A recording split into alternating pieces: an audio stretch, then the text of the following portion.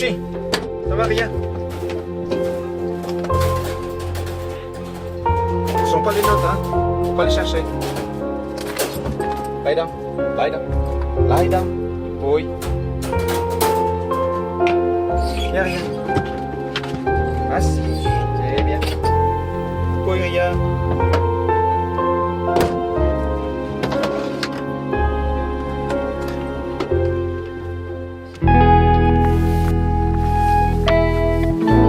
Thomas.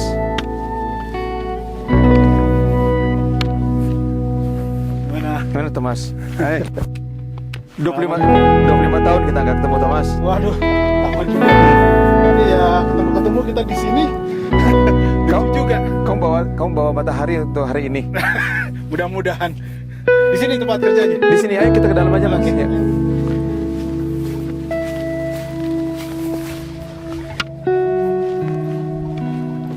Wah, inilah tempat kerja saya Thomas di sini nih. Oke. Tapi kita masuk dulu lah ya Thomas. Ya. Oke, Kita ngobrol. Ya.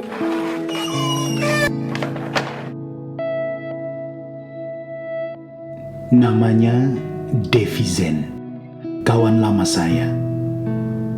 Pensiunan tenaga ahli perminyakan.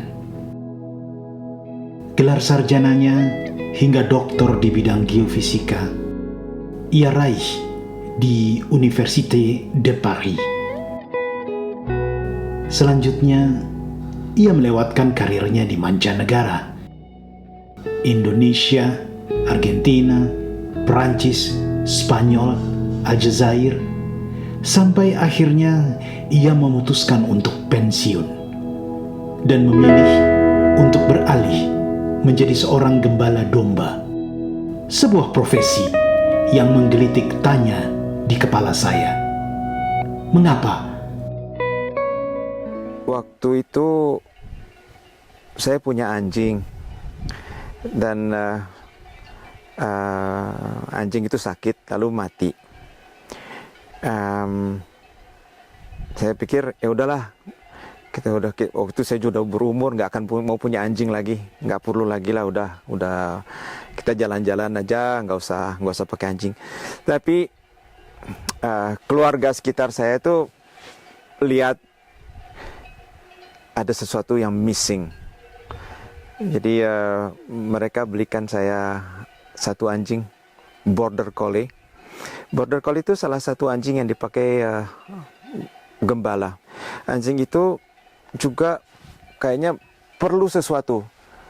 Mau dibawa jalan-jalan nggak cukup, mau dibawa main nggak cukup. Dia ada semacam ketidakberesan. Dia mulai ngejar bayangan, ngejar serangga. Nah itu saya mulai baca-baca. Ternyata untuk anjing jenis Border Collie, ras Border Collie itu salah satu obatnya adalah mereka harus main dengan domba-domba. Jadi dari situ saya mulai cari di mana ada pendidikan anjing dengan domba. Lalu COVID datang. Maksudnya saya tadinya mau cari kerja sebagai geofisicist juga, geologis atau apapun. Tapi dengan COVID itu lapangan kerja semakin menyusut dan juga keinginan bekerja pun mulai luluh. Nah, salah satu pelatih anjing itu dia bilang, "Kenapa kamu nggak jadi gembala aja?" Mulai untuk saya itu ide yang tolol gitu ya, karena gembala kan harus secara fisik harus kuat segala macam. Pada waktu itu umur saya udah lanjut ya, 50 hampir 60. Fisik sudah nggak sebagus kita waktu umur 20 tahun. Tapi ide itu seperti racun yang masuk ke dalam tubuh saya, yang makin lama menyebar ke kepala. Dan suatu saat ya why not gitu, kalau kita nggak coba kita nggak tahu apakah bisa atau nggak bisa. Kebetulan di Departemen Pyrénées Atlantik tempat saya tinggal ini ada asosiasi yang mempertemukan pemilik domba dengan orang-orang yang seperti saya yang mau mencoba jadi gembala. Salah satu syaratnya itu saya nggak boleh takut dengan jalan kaki. Jadi di belakang kita lihat, itulah bukit yang harus saya daki setiap hari 2 kali per hari. Dia hanya itu aja. Terus dia bilang kita coba dulu 1 minggu. Kalau kamu nggak cukup kuat, ya udah kita cari orang lain. Begitu asal mulanya.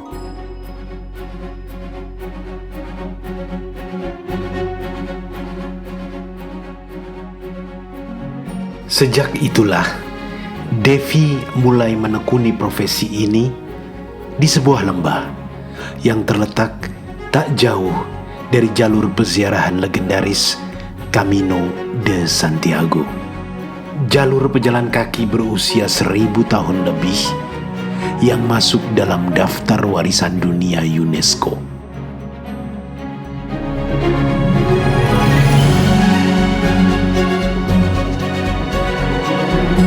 Jalur ini dilalui oleh ratusan ribu peziarah setiap tahunnya untuk menuju kota Santiago de Compostela di Spanyol yang masih berjarak hampir 800 km dari situ.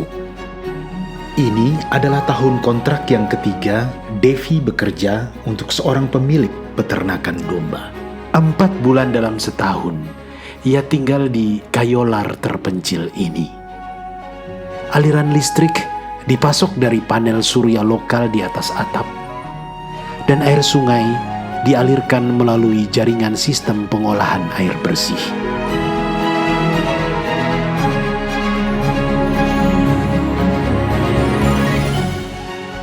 Secara berkala, Devi pulang ke rumahnya sekitar 80 km dari situ untuk menemui istri dan anak-anaknya, atau sebaliknya, keluarga dan kerabatnya datang mengunjunginya di lembah ini.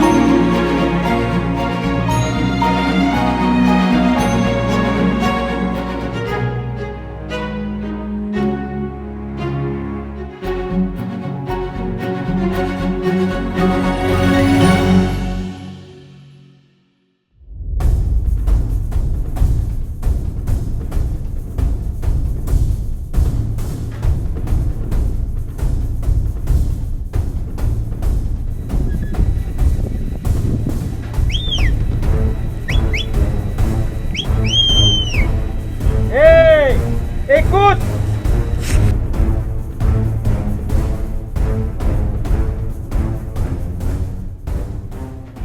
Secara prinsip, domba itu harus kita kasih minum 2 kali per hari. Pagi-pagi mereka biasanya di atas bukit sana. Saya bawa turun ke bawah, di bawah itu ada sungai. Mereka akan minum di situ.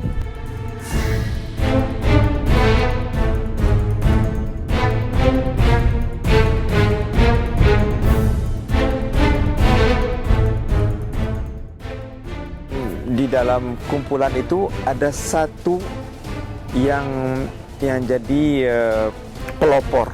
Biasanya itu betina yang paling tua, yang tahu batas-batas daerah yang tempat dia makan.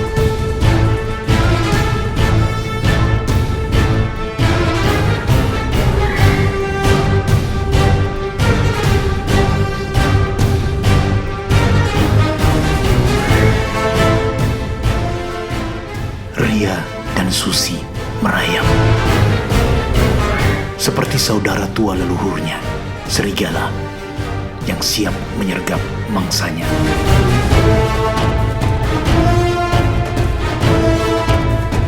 Border Collie dikenal sebagai ras anjing tercerdas di dunia, dengan tingkat kepatuhan tinggi dan pengertian tugas yang sangat cepat. Mereka merayap, mengamati, dan menggiring kawanan ini. Domba-domba lokal jenis Manesh kepala hitam, penghasil susu bahan dasar keju Osau Irati yang termasyhur.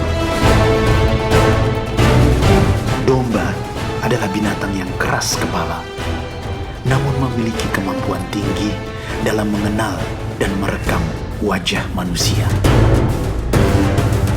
Saya berdiri di posisi yang salah hari itu. Kawanan ini berhenti tepat di depan saya dan tak mau lagi bergerak maju.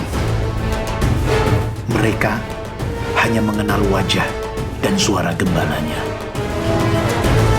Demikian pula, gembala yang baik mengenal satu persatu domba-dombanya.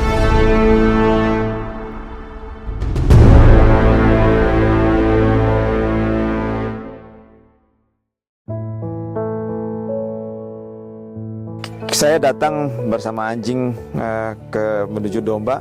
Biasanya kita harus datang dari belakang domba ya.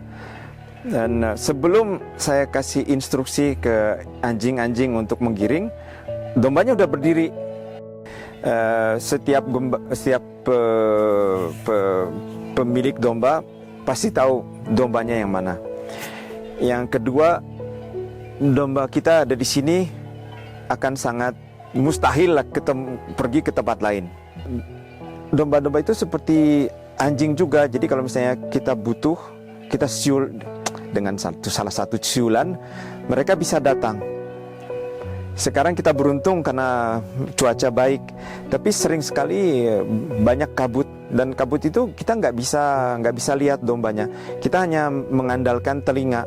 Memang setiap domba, setiap pemilik punya lonceng yang khas untuk mereka. Jadi setiap pemilik punya lonceng. Tapi kadang-kadang kalau domba itu lagi diam, kita nggak bisa dengar.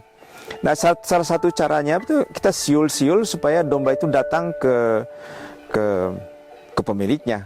Apakah Dev pernah kehilangan dombanya? Pernah. Pernah saya hilang satu domba jantan. Itu satu penduduk di sini, seluruh penduduk ini cari-cari. Jadi sesama gembala.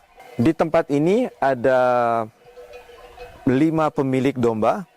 Nanti mereka akan bilang, Dev, ada tuh domba kamu di tempat saya. Nanti mereka akan kembalikan. Itu pun juga sama seperti saya. Jadi, ini ada domba kamu di sini, kapan kamu mau ambil, atau kapan kita bisa ketemu untuk tukar-tukaran. Kita beruntung karena dia yang kita dalam bahasa Perancis itu grégaire.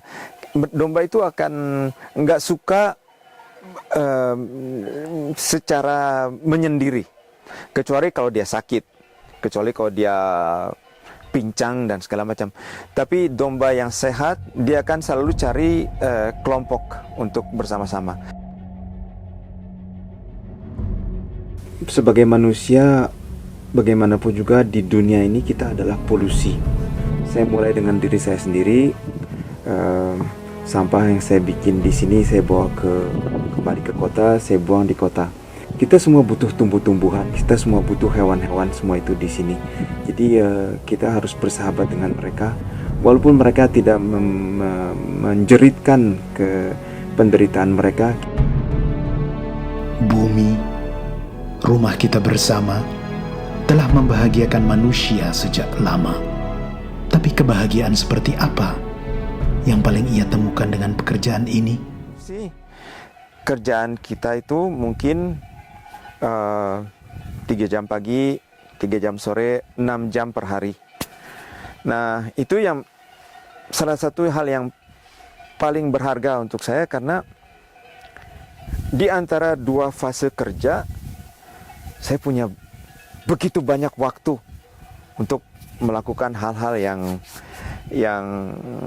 nggak sempat saya lakukan sebelumnya. Saya begitu banyak buku yang nggak sempat saya baca sebelumnya. Sekarang saya punya waktu, bersyukur untuk bisa punya waktu untuk baca. Meditasi untuk ketenangan kita sendiri. Apa sih yang kita inginkan dalam hidup ini? Kalau kita boleh memilih satu kata, itu adalah ketenangan. Jadi bukan hanya ketenangan fisik, jadi suara, polusi segala macam, tapi ketenangan batin juga yang membuat kita bahagia dan akhirnya menjadi a better human setiap hari.